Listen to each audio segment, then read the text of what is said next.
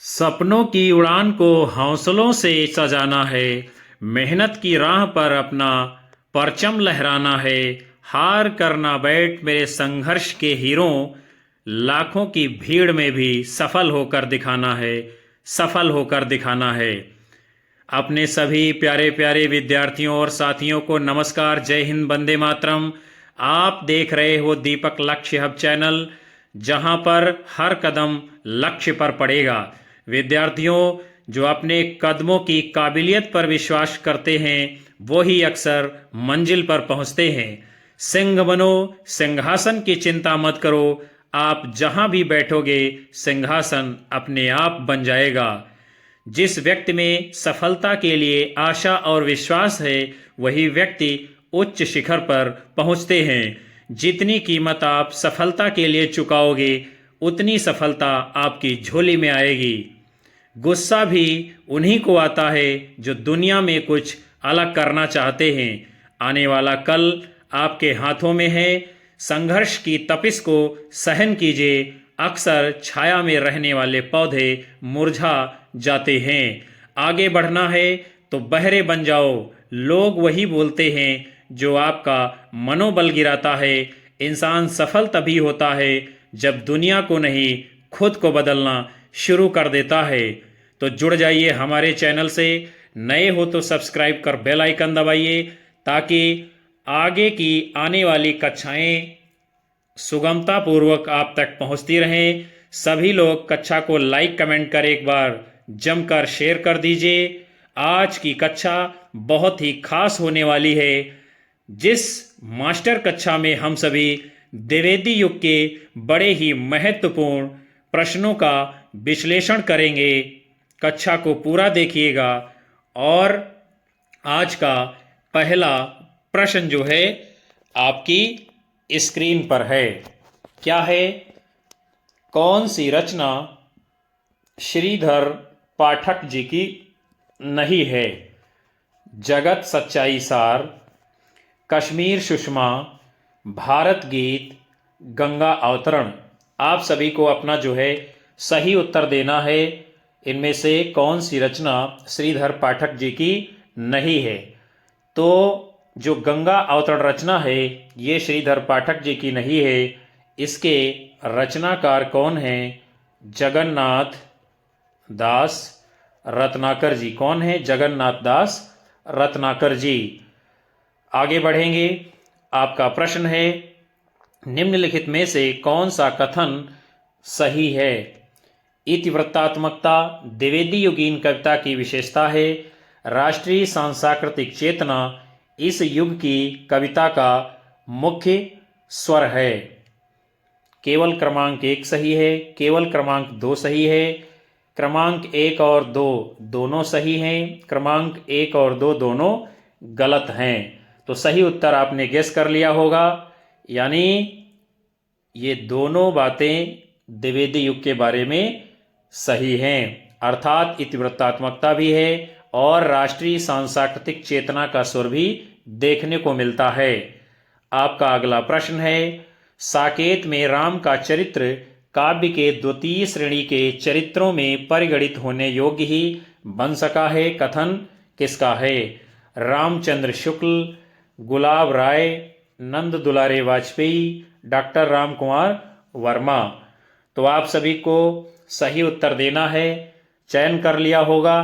तो ये कथन किसका है? नंद दुलारे वाजपेयी जी का। हम आगे बढ़ते हैं। आपका अगला प्रश्न, सिंह उपाध्याय हरिऔध की कृति प्रिय प्रवास में राधा का परंपरा से एक भिन्न रूप में भी चित्रण किया गया है। वह रूप कौन सा है? हम विकल्प आगे देखते हैं। आपका है विरहिणी नायिका का, प्रेयसी का, समाज सेविका का, ग्रामीण बाला का। तो सही उत्तर आप सभी ने गेस करके दे दिया होगा। प्रिय प्रवास जो महाकाव्य है अयोध्या सिंह उपाध्याय हरिऔध जी का, उसमें राधा का रूप कैसा है? समाज सेविका का। और प्रिय प्रवास महाकाव्य को 1914 ईस्वी में अयोध्या सिंह उपाध्याय हरिऔध जी ने लिखा था, जिसको खड़ी बोली हिंदी का प्रथम महाकाव्य कहा जाता है। फिर आपका अगला प्रश्न है, निम्नलिखित में से मैथिली शरण गुप्त का खंड काव्य नहीं है? पंचवटी, सिद्धराज, नहुष, पथिक। तो सही उत्तर आपने दे दिया होगा। इनमें से कौन गुप्त जी का खंड काव्य नहीं है? उसका नाम है पथिक। बाकी पंचवटी, सिद्धराज, नहुष ये सभी रचनाएं मैथिली शरण गुप्त जी की हैं। और पथिक किसने लिखा है? राम नरेश त्रिपाठी जी ने। आपका अगला प्रश्न है, खड़ी बोली का पहला महाकाव्य माना जाता है? प्रिय प्रवास को, यशोधरा को, साकेत को, विष्णुप्रिया को। तो क्या है सही उत्तर? आपने दे दिया होगा। पहला महाकाव्य किसे माना जाता है? प्रिय प्रवास को, जिसको 1914 ईस्वी में किसने लिखा था? द्विवेदी युग के कवि अयोध्या सिंह उपाध्याय हरिऔध जी ने। फिर आपका अगला प्रश्न है, जितने श्रम और जितनी सावधानी से यह संपादित हुआ है कि आज तक हिंदी का कोई ग्रंथ नहीं हुआ, आचार्य शुक्ल का ये कथन किस संपादित रचना के बारे में है? विनय पत्रिका, लाल चंद्रिका, बिहारी रत्नाकर, कबीर ग्रंथावली। सही उत्तर क्या है? आप सभी को फटाफट देना है। तो आचार्य रामचंद्र शुक्ल जी का ये कथन किसके विषय में है? बिहारी रत्नाकर के बारे में।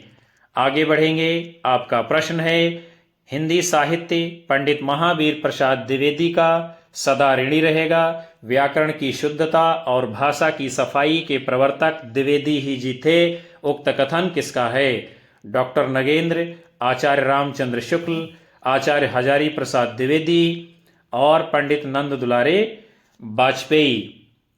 तो ये कथन किसका है? पंडित महावीर प्रसाद द्विवेदी जी के बारे में, आपके आचार्य रामचंद्र शुक्ल जी का। आपका अगला प्रश्न है, श्याम नारायण पांडे के व्यक्तित्व और कृतित्व से संबंधित कौन सा कथन असंगत है? महाराणा प्रताप और अकबर के मध्य हुए ऐतिहासिक युद्ध पर आधारित हल्दी घाटी एक क्या है? खंड काव्य है। जौहर राजस्थान के इतिहास के लोमहर्षक आत्म बलिदान पर आधारित महाकाव्य है। उन्होंने आधुनिक युग में वीर काव्य की परंपरा को खड़ी बोली में प्रतिष्ठित किया है। उनके संस्कार द्विवेदी युगीन दृष्टिकोण उपयोगितावादी और भाव विस्तारवादी है। सही उत्तर क्या है इनमें से? आपको बताना है, यानी असंगत इसमें आपसे पूछा जा रहा है। तो इनमें से जो असंगत है आपका वो है विकल्प डी। बाकी बातें सत्य हैं। महाराणा प्रताप और अकबर के मध्य हुए ऐतिहासिक युद्ध पर आधारित है इनका हल्दी घाटी खंड काव्य। जौहर जो रचना है राजस्थान के लोमहर्षक आत्म बलिदान पर आधारित महाकाव्य है। और इन्होंने आधुनिक युग में वीर काव्य की परंपरा खड़ी बोली में चलाने का काम किया है। फिर आपका अगला प्रश्न है, कौन सी प्रवृत्ति द्विवेदी युगीन काव्यधारा में लक्षित नहीं होती है? प्रबंध, मुक्तक, प्रगीत प्रभृति सभी काव्य रूपों का प्रचलन है। हास्य व्यंग्यपूर्ण कविता की प्रचुरता है। काव्य भाषा के रूप में खड़ी बोली का अधिकाधिक प्रयोग है। आदर्शवादिता और नैतिकता पर बल दिया गया है। तो सही उत्तर आप सभी ने गेस कर लिया होगा। जो द्विवेदी युग की विशेषता नहीं है वो है आपका विकल्प बी, यानी हास्य व्यंग्यपूर्ण कविता की विशेषता ये जो है भारतीय युग में पाई जाती थी। प्रचुरता जो है इसकी द्विवेदी युग में देखने को नहीं मिलती है। बाकी बातें सभी सत्य हैं। प्रबंध भी लिखे गए, मुक्तक लिखे गए, प्रगीत भी लिखे गए हैं। काव्य भाषा में खड़ी बोली का प्रयोग खूब हुआ है। आदर्शवादिता भी है, नैतिकता भी देखने को मिलती है। अगला आपका प्रश्न है, मैथिली शरण गुप्त के कृतित्व के विषय में कौन सा कथन सही नहीं है? उर्मिला उत्ताप की रचना राम कथा के रूप में परिवर्धित होकर साकेत के नाम से प्रकाशित हो गई। उर्मिला, यशोधरा, विष्णुप्रिया आदि इनकी अपूर्व चरित्र सृष्टियां हैं। भारत भारती में आद्यंत भारत का गौरवगान वर्णित है। पंचवटी का कथानक सुपर्णखा प्रसंग पर आधारित है। तो सही उत्तर आप सभी ने दे दिया होगा। विकल्प सी जो है ये सही नहीं है। भारत भारती जो आपकी रचना है इसमें आद्य अंत अर्थात शुरू से लेकर अंत तक भारत की महिमा का गौरव का वर्णन नहीं किया गया है। आगे चलेंगे। आपका अगला प्रश्न है, पंचवटी खंडकाव्य की रचना किस कवि के द्वारा की गई है? मैथिली शरण गुप्त, भवानी प्रसाद मिश्र, नागार्जुन, जयशंकर प्रसाद।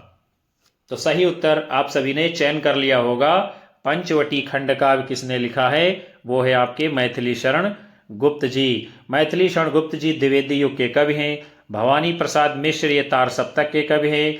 नागार्जुन प्रगतिवाद के प्रमुख कवि हैं। जयशंकर प्रसाद जी छायावाद के प्रवर्तक कवि माने जाते हैं। आपका अगला प्रश्न है, वे धर्म में विशिष्टाद्वैतवादी, विचारों में गांधीवादी और साहित्य में अभिधावादी हैं। ये कथन मैथिली शरण गुप्त जी के विषय में किसने कहा है? डॉक्टर गणपत चंद्र गुप्त, doctor Hazari Prasad Dwivedi, doctor Bachchan Singh, doctor Ramchandra Shukla. तो आप सभी ने सही उत्तर दे दिया होगा। ये कथन किसका है? वो है आपके डॉक्टर बच्चन सिंह जी। आगे बढ़ेंगे। आपका अगला प्रश्न है, कृषक क्रंदन इनमें से किसकी काव्य कृति है? राम नरेश त्रिपाठी, राम कुमार वर्मा, गया प्रसाद शुक्ल स्नेही, मैथिली शरण गुप्त। तो सही उत्तर आप सभी सोच लिए होंगे। कृषक क्रंदन ये काव्यकृत किसकी है? गया प्रसाद शुक्ल स्नेही जी की। और गया प्रसाद शुक्ल स्नेही ये द्विवेदी युग के कवियों में गिने जाते हैं। मैथिली शरण गुप्त भी द्विवेदी युग के प्रतिनिधि कवि हैं। इन्होंने साकेत महाकाव्य 1931 ईस्वी में लिखा था। आपका अगला प्रश्न है, निम्नलिखित कृतियों को उनके प्रकाशन वर्ष के अनुसार आरोही क्रम में व्यवस्थित करना है। जय भारत साकेत भारत भारती यशोधरा, भारत भारती साकेत यशोधरा जय भारत, भारत भारती जय भारत साकेत यशोधरा, यशोधरा साकेत भारत भारती जय भारत। तो सही उत्तर आप सभी ने अपने दिमाग में फिट करके उत्तर दे दिया होगा। इनमें से जो सही क्रम है कृतियों का वो कौन सा है? आपका विकल्प बी, यानी पहले भारत भारती को लिखा, फिर साकेत को लिखा, उसके बाद यशोधरा, उसके बाद जय भारत। आपका अगला प्रश्न है, प्री प्रवास के संबंध में सही तथ्य कौन सा है? इसमें हिंदी के मात्रिक छंदों का प्रयोग हुआ है। प्री प्रवास खड़ी बोली में लिखा गया पहला महाकाव्य है। इसके छंदों में तुकांतता नहीं है और इसमें 27 सर्ग हैं।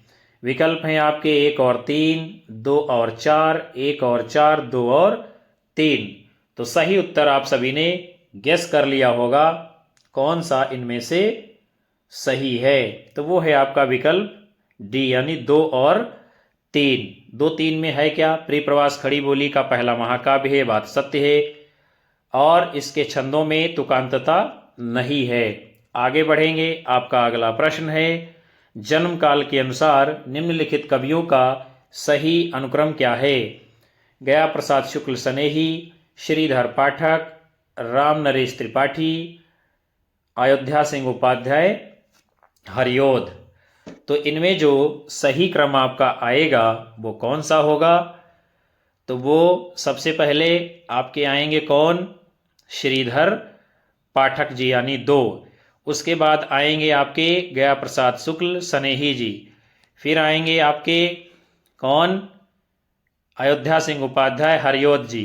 उसके बाद आएंगे आपके कौन? राम नरेश त्रिपाठी जी, यानी 2 1 4 3 इसका सही उत्तर है। फिर हम आगे बढ़ते हैं। आपका अगला प्रश्न है, पंक्तियां दी गई हैं। हम राज्य लिए मरते हैं, हम राज्य लिए मरते हैं, सच्चा राज परंतु हमारे कृषक ही करते हैं, सच्चा राज परंतु हमारे कृषक ही करते हैं, हम राज्य लिए मरते हैं, हम राज्य लिए मरते हैं। इस प्रसंग में उर्मिला का कौन सा विचार सही नहीं है?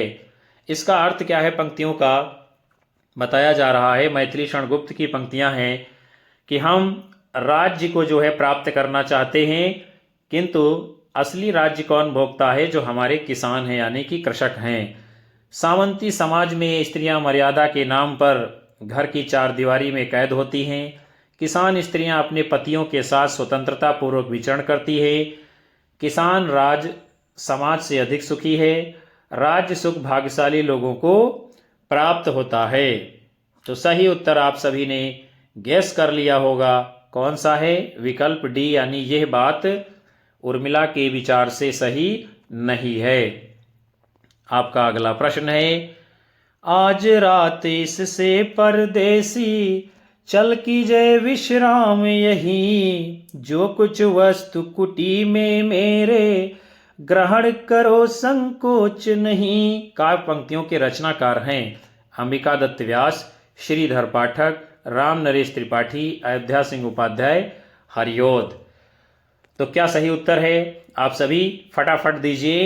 ये काव्य पंक्तियां किसकी हैं? श्रीधर पाठक जी की, जो उनकी रचना श्रांत पथिक से ली गई हैं। किससे? श्रांत पथिक से। आगे बढ़ेंगे। आपका अगला प्रश्न है, निम्न में से कौन सी रचना रत्नाकर जी की नहीं है? रत्नाकर बोले तो जगन्नाथ दास रत्नाकर। ऊधव शतक, सुंदरी तिलक, रत्नाष्टक, समालोचना, आदर्श। तो इनमें से जो रचना रत्नाकर जी की नहीं है उसका नाम क्या है? सुंदरी तिलक। आगे बढ़ते हैं। आपका अगला प्रश्न है, पथिक किसका काव्य संग्रह है? राम नरेश त्रिपाठी, जगदीश चतुर्वेदी, विद्यानिवास मिश्र, मैथिली शरण गुप्त। तो सही उत्तर क्या है? आप सभी गेस करिए। पथिक काव्य संग्रह किसने लिखा है? तो वो है आपके राम नरेश त्रिपाठी जी। आपका अगला प्रश्न है, अयोध्या सिंह उपाध्याय का ग्रंथ प्रिप्रवास किस भाषा में लिखा गया है? खड़ी बोली में, मगधी में, अवधी में, संस्कृत में। तो सही उत्तर आप सभी ने सोच समझ करके दे दिया होगा। प्रिप्रवास महाकाव्य ये खड़ी बोली में लिखा गया है। कब लिखा गया है? 1914 ईस्वी में। किसने लिखा है? अयोध्या सिंह उपाध्याय, हरिओद जी ने। फिर आपका प्रश्न है, श्रीधर पाठक ने कौन सा अनुवाद ब्रजभाषा में किया है? उजड़ग्राम, जासूस, ऋतुसंहार, रस कलश। तो आप सभी को उत्तर देना है। इनमें से श्रीधर पाठक जी ने कौन सा अनुवाद ब्रजभाषा में किया है? तो उसका नाम क्या है? उजड़ ग्राम। आगे बढ़ेंगे। आपका अगला प्रश्न है, गौतम बुद्ध की पत्नी की उज्ज्वल चरित्र के अंकन के लिए मैथिली शरण गुप्त जी ने किस ग्रंथ की रचना की है? अर्जन, द्वापर, यशोधरा, झंकार। क्या है सही उत्तर? फटाफट आप सभी दीजिए। गौतम बुद्ध की पत्नी के उज्ज्वल चरित्र के अंकन के लिए मैथिली शरण गुप्त जी ने जिस ग्रंथ को लिखा है उसका नाम क्या है? यशोधरा। और ये है क्या? खंड काव्य की श्रेणी में ये ग्रंथ आता है। आगे चलते हैं। आपका अगला प्रश्न है, मनोविनोद भाग 1, 2 और 3 किसकी रचना है? मुक्तिबोध, सुमित्रानंदन पंत, श्रीधर पाठक, सेनापति। तो आप सभी अपना उत्तर दीजिए।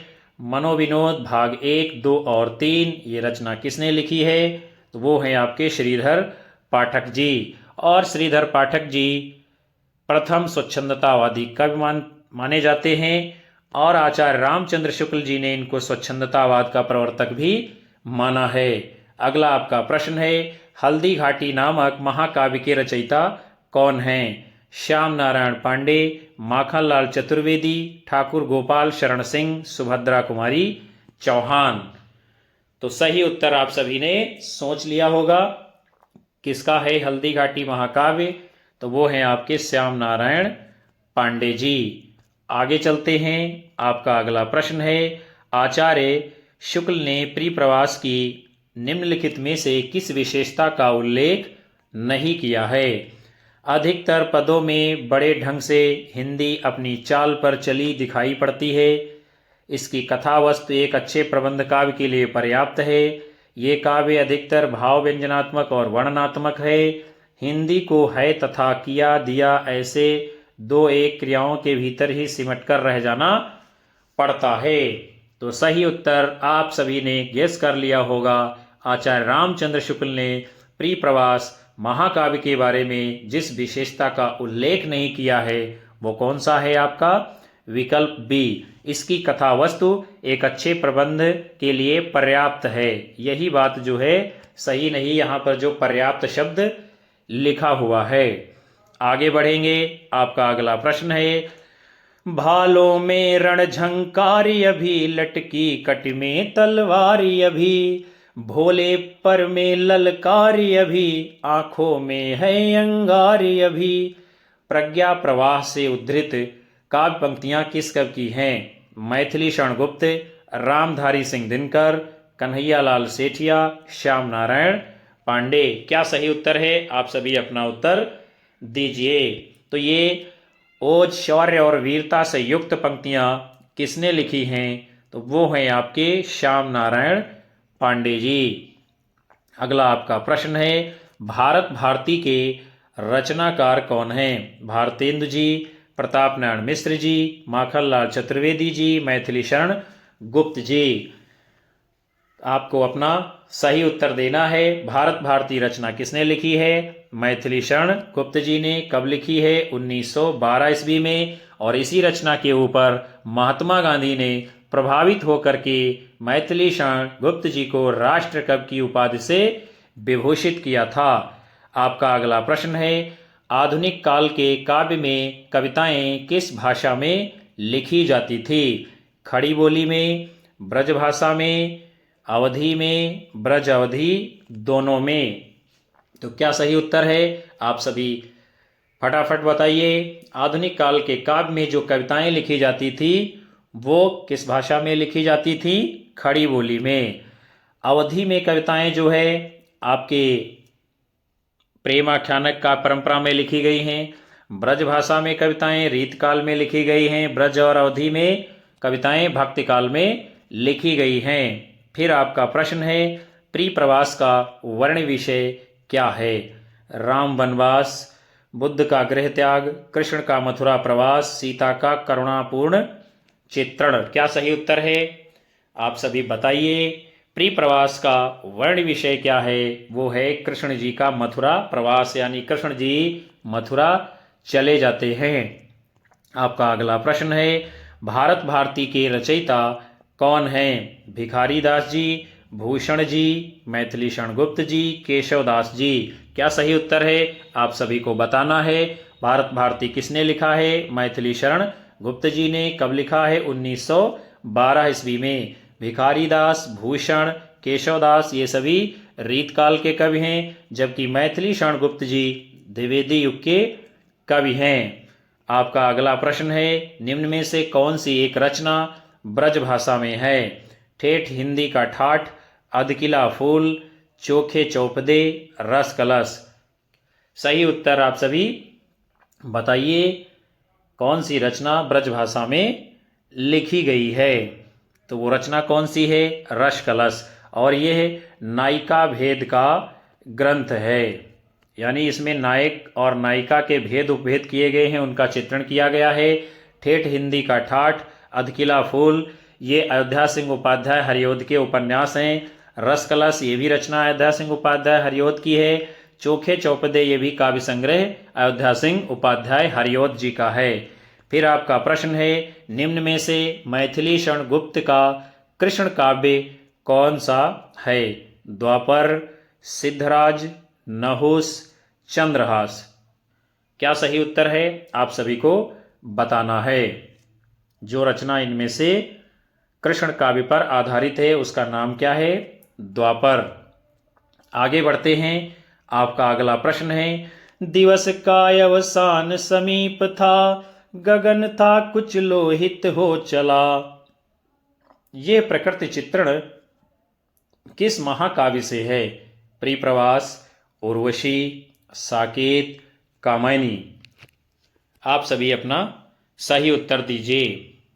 तो ये जो काव्य पंक्तियां हैं किससे ली गई हैं? प्रिय प्रवास महाकाव्य से। और इसको किसने लिखा है? अयोध्या सिंह उपाध्याय हरिओद जी ने। उर्वशी महाकाव्य रामधारी सिंह दिनकर का है, इस पर इनको ज्ञानपीठ पुरस्कार दिया गया था। साकेत महाकाव्य 1931 ईस्वी में किसने लिखा है? मैथिली शरण गुप्त जी ने।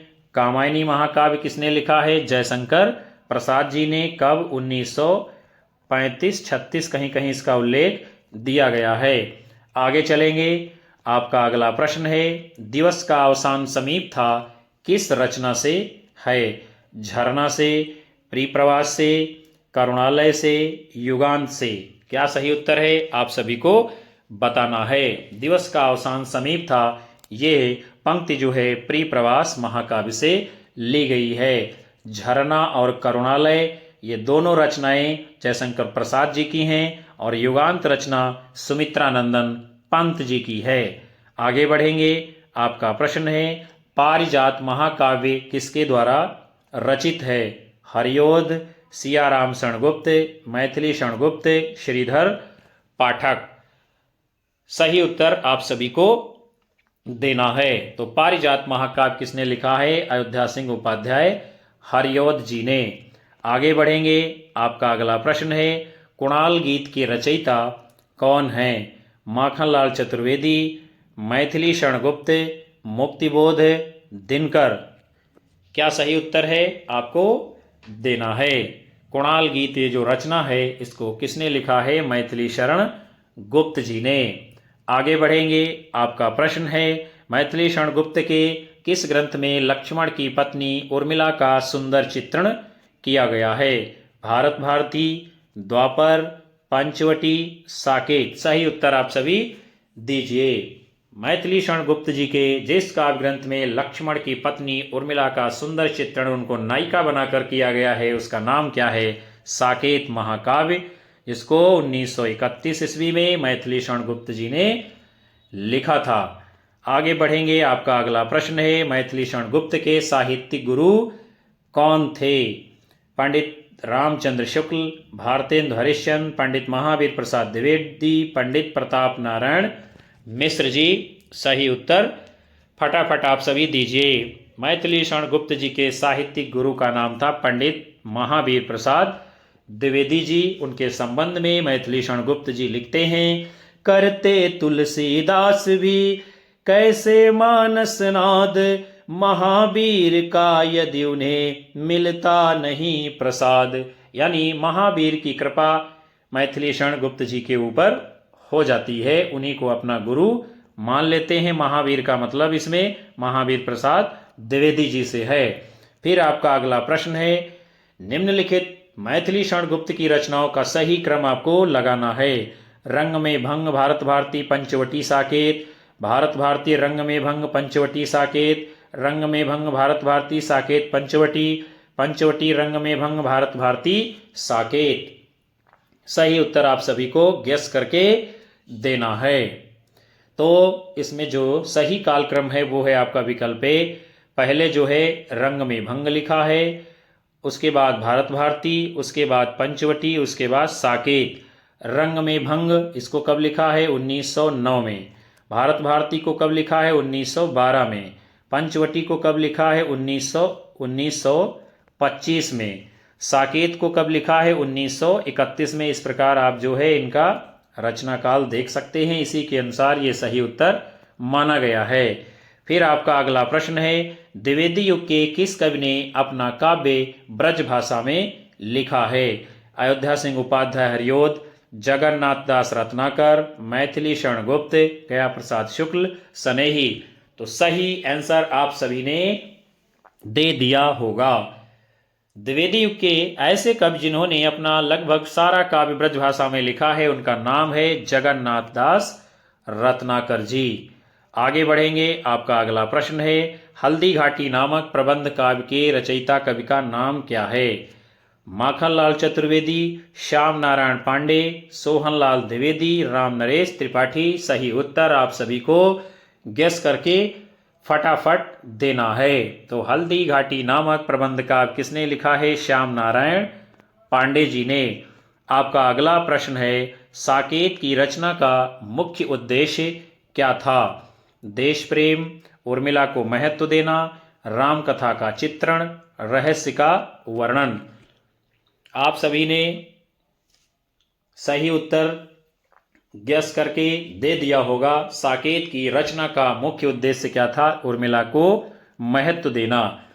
इसका तात्पर्य यह है विद्यार्थियों कि जो रामचरितमानस महाकाव्य गोस्वामी तुलसीदास जी ने लिखा था, तो उसमें आपने देखा है मैया सीता प्रभु श्री राम को बहुत ही महत्वपूर्ण स्थान दिया गया है। लेकिन जहाँ तक लगता है कि जो लक्ष्मण की पत्नी उर्मिला हैं, उन्होंने भी बहुत ज़्यादा त्याग किया था, क्योंकि उनका भी पति अर्थात लक्ष्मण जी 14 वर्षों तक प्रभु श्री राम के साथ में रहे थे। तो उर्मिला ने भी बहुत कुछ अपने जीवन में त्याग किया था, अपना परित्याग किया था। उन्हीं उर्मिला को महत्व देने के लिए साकेत की रचना की गई थी। यानी इसका मतलब सीधा सा यही है कि उर्मिला भी किसी से कम नहीं थी अपना त्याग और परित्याग करने में। फिर आपका अगला प्रश्न है, चिरगांव झांसी किस कवि का जन्म स्थान है? राम कुमार वर्मा, मैथिली शरण गुप्त, राम नरेश त्रिपाठी, बालकृष्ण शर्मा, नवीन। तो सही उत्तर आप सभी को बताना है। चिरगांव झांसी में किस कवि का जन्म हुआ था? मैथिली शरण गुप्त जी का। और इनके एक भाई थे, उनका नाम था सिया राम शरण गुप्त। सिया राम शरण गुप्त, ये भी हिंदी के बड़े कवियों में इनका स्थान है। इनका भी जन्म जो है चिरगांव झांसी में हुआ था। आपका अगला प्रश्न है, हम कौन थे क्या हो गए हैं और क्या होंगे अभी, आओ विचारें आज मिलकर ये समस्याएं सभी। किस कवि की पंक्तियां हैं? श्याम नारायण पांडे, मैथिली शरण गुप्त, रामधारी सिंह दिनकर, माखनलाल चतुर्वेदी। सही उत्तर आप सभी को बताना है। तो ये पंक्तियां जो है किसकी है? मैथिली शरण गुप्त जी की हैं। कहां से ली गई हैं? भारत भारती रचना से। अगला आपका प्रश्न है, निम्न में से कौन सा विकल्प आचार्य महावीर प्रसाद द्विवेदी के संबंध में सही है? छायावादी कविताएं लिखी हैं, परिप्रवास की रचना की है, बालकोपयोगी साहित्य लिखा है, खड़ी बोली का परिष्कार किया है। सही उत्तर आप सभी को लिख करके देना है। महावीर प्रसाद द्विवेदी के संबंध में जो सही विकल्प है वो है खड़ी बोली का परिष्कार किया था, परिमार्जन किया था, उसको परिनिष्ठित बनाया था, उसको मानकीकृत रूप प्रदान किया था। और परिप्रवास ये महाकाव्य अयोध्या सिंह उपाध्याय जी ने 1914 ईस्वी में लिखा था, जिसको खड़ी बोली हिंदी का प्रथम महाकाव्य कहा जाता है। अगला आपका प्रश्न है, समालोचना आदर्श के शीर्षक से एसे ऑन क्रिटिसिज्म का अनुवाद किसने किया है? रामचंद्र शुक्ल, डॉक्टर नगेंद्र, जगन्नाथ दास रत्नाकर, रमेश कुंतल, मेघ। आप सभी को अपना उत्तर देना है। समालोचना आदर्श के शीर्षक से एसे ऑन क्रिटिसिज्म का अनुवाद किसने किया था? जगन्नाथ दास रत्नाकर जी ने। आगे आपका प्रश्न है, श्रीधर पाठक द्वारा रचित नहीं है। क्या नहीं है? वैदेही वनवास, बाल विधवा, जार्ज वंदना, भारतोत्थान। क्या है? सही उत्तर आपको बताना है।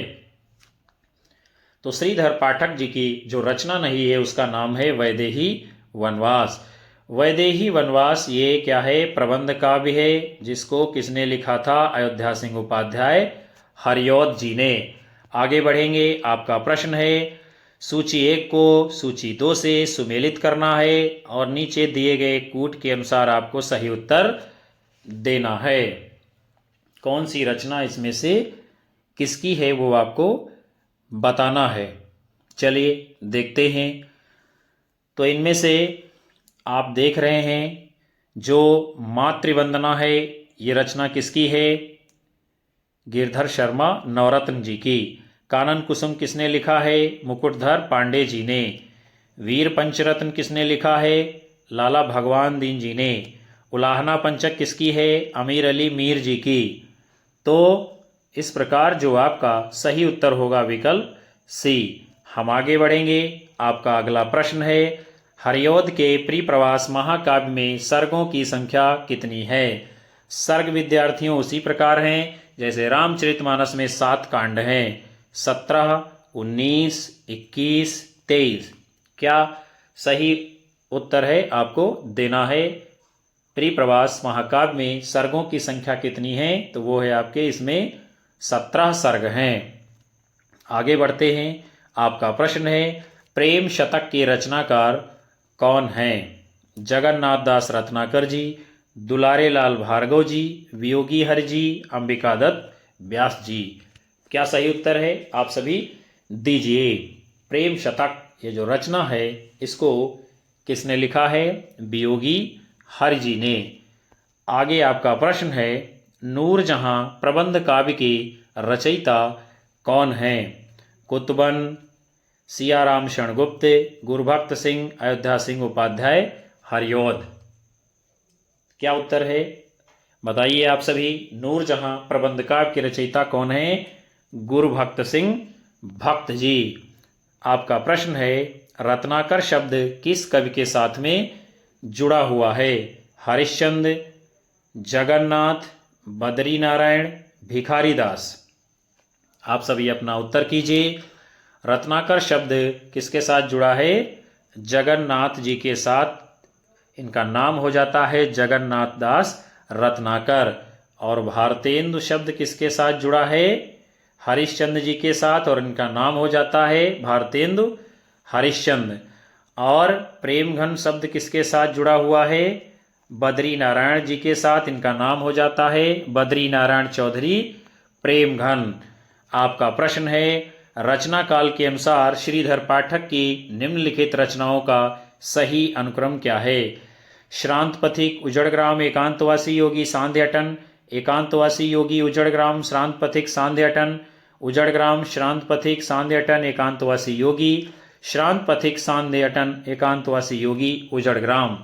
तो सही उत्तर आप सभी ने चयन कर लिया होगा।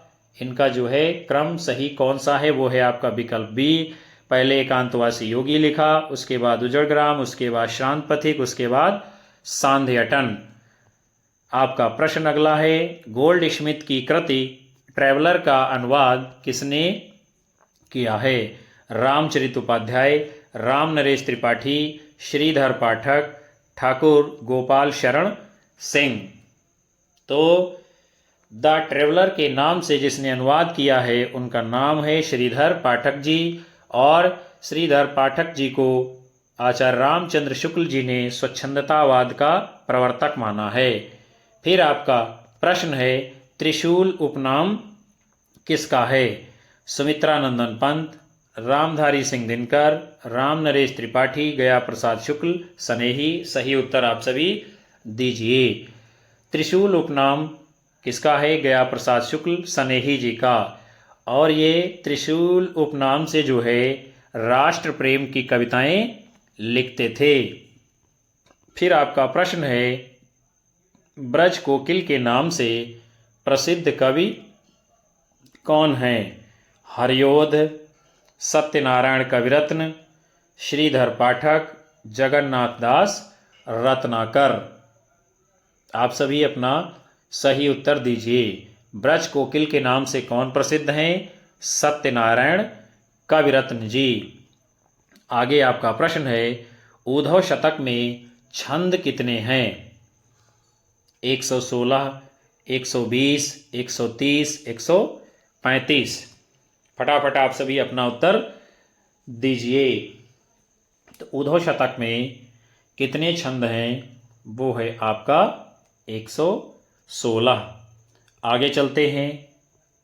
प्रश्न है आपका आचार्य शुक्ल के अनुसार स्वच्छंदतावाद के प्रवर्तक कौन हैं? मैथिली शरणगुप्त जी, राधा कृष्ण दास जी, श्रीधर पाठक जी, अयोध्या सिंह उपाध्याय, हरिऔध जी। आप सभी को अपना उत्तर गैस करके देना है। आचार्य शुक्ल के अनुसार स्वच्छंदतावाद के प्रवर्तक कौन हैं? उनका नाम है श्रीधर पाठक जी। और श्रीधर पाठक जी ये किसमें आते हैं? द्विवेदी युग के कवि हैं।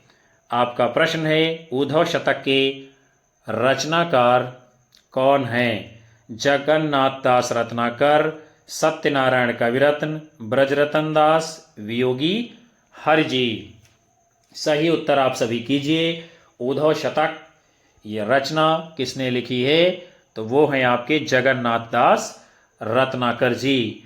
आगे बढ़ते हैं। आपका प्रश्न है, निम्नलिखित में से जगन्नाथ दास रत्नाकर जी की कौन सी रचना नहीं है? हिंडोला, गंगा अवतरण, भ्रमरदूत, उद्धव शतक। आप सभी को अपना उत्तर सोच समझ करके देना है। तो जो रचना जगन्नाथ दास रत्नाकर जी की नहीं है उसका नाम क्या है? भ्रमरदूत। भ्रमरदूत ये रचना है किसकी? सत्यनारायण कविरत्न जी की। आगे चलते हैं। आपका प्रश्न है, हल्दी घाटी वीर रस प्रधान प्रबंध काव्य किसने लिखा है? श्याम नारायण पांडे, बालकृष्ण शर्मा नवीन, सोहनलाल द्विवेदी। इनमें से कोई नहीं। आपको अपना उत्तर देना है। तो हल्दी घाटी जो कि वीर रस प्रधान रचना है, प्रबंध काव्य की श्रेणी में आती है। किसने लिखा है? आपके श्याम नारायण पांडे जी ने। आपका अगला प्रश्न है, वो हृदय नहीं है पत्थर है जिसमें स्वदेश का प्यार नहीं। ये प्रसिद्ध काव्य पंक्तियां किस कवि के द्वारा रची गई हैं? गया प्रसाद शुक्ल सनेही, मैथिली शरण गुप्त, माखनलाल चतुर्वेदी, पंडित राम नरेश त्रिपाठी। सही उत्तर आपको बताना है। ये है काव्य पंक्तियां किस कवि की हैं? तो किसने लिखा है इसको?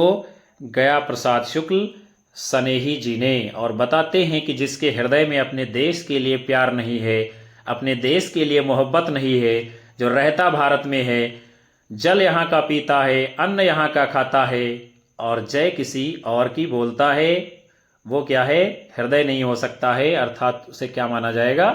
पत्थर कहा जाएगा। आपका अगला प्रश्न है, इनमें से जगन्नाथ दास रत्नाकर की कृति को छांटना है, कौन सी है? देखते हैं हम। उद्धव शतक, भ्रमर गीत, गीतावली, रसमरथी। बताइए सही उत्तर कौन सा है? जगन्नाथ दास रत्नाकर जी की रचना कौन सी है? उद्धव शतक। गीतावली तुलसीदास जी ने लिखा है। रसमरथी ये किसने लिखा है? रामधारी सिंह दिनकर जी ने। और भ्रमर गीत नाम से जो है हिंदी में कई कवियों ने रचनाएं लिखी हैं। फिर आपका अगला प्रश्न है, ब्रजभाषा आधुनिक कालीन प्रसिद्ध कवि कौन हैं? मैथिली शरण गुप्त, हरिओध, जगन्नाथ दास रत्नाकर, भारतेंदु हरिश्चंद्र। जो भी उत्तर आपको सही लग रहा है आपको बताना है। ब्रजभाषा के आधुनिक काल के प्रसिद्ध कवि कौन है? उनका नाम क्या है? जगन्नाथ दास रत्नाकर जी। तो विद्यार्थियों, आज की कक्षा को हम यहीं पर समाप्त करते हैं, जिसमें आप सभी ने हिंदी साहित्य के इतिहास से आधुनिक काल के अंतर्गत द्विवेदी युग से बड़े ही महत्वपूर्ण प्रश्नों को देखा है। मैं आशा करता हूं कि ये श्रृंखला आपको पसंद आएगी, आपकी आने वाली परीक्षाओं में कारगर सिद्ध होगी। कक्षा को लाइक कीजिए, कमेंट कीजिए, शेयर कीजिए और अपने अधिकतम साथियों को हमारे चैनल से जोड़ते रहिए। यही हमारे लिए आपका प्यार है कि हम आपके बीच में लगातार कक्षाएं मेहनत के साथ में देते रहते हैं। आप सभी को मिलेंगे हम अगली कक्षा में। तब तक के लिए आप सभी को नमस्कार, जय हिंद, वंदे मातरम, शुभ रात्रि।